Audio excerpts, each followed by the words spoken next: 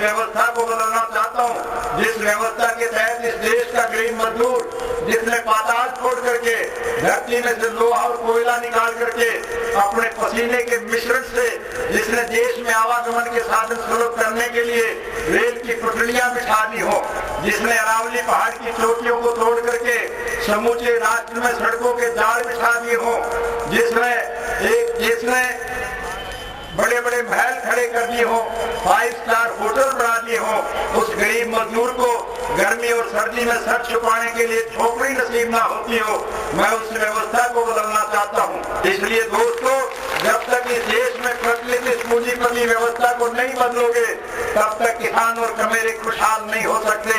इसलिए आपके सामने एक बड़ा सरल और साधारण सा अवसर आया है। आप अपने मताधिकार से अपनी मनचाही सरकार बना सकते हैं, लेकिन मतदाता जब वोट डालने जाता है तो बटन दबाने में मुश्किल से 4-5 सेकंड लगती है, लेकिन उस 5 सेकंड में अगर गलत बटन दब जाए तो फिर 5 साल तक परेशान होना पड़ता है। इसलिए आइंदा परेशान ना होना पड़े, आप अपने हक हकूक अगर हासिल करना चाहते हो तो फिर चौधरी देवीलाल के दिखाए हुए रास्ते पर चल करके इस देश में सत्ता परिवर्तन करने का काम करो। अगर आपके सहयोग और समर्थन से एनडीए की सरकार राष्ट्र और प्रदेश के स्तर पर बनेगी तो फिर हम आपका 4 पीढ़ी का जुगाड़ बिठा देंगे।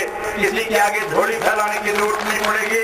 अधिकार मांगने से नहीं मिला करते, अधिकार छीने जाया करते हैं, और अधिकार छीनने के लिए आज के युग में सबसे बड़ी शक्ति जनशक्ति है। इसलिए जनशक्ति को संगठित होना पड़ेगा।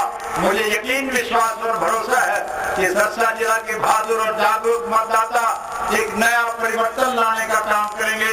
देश के स्तर पर और एक नया परिवर्तन जब आएगा तो फिर इस देश का मेहनत किसान और कमेरा संपन्न होगा,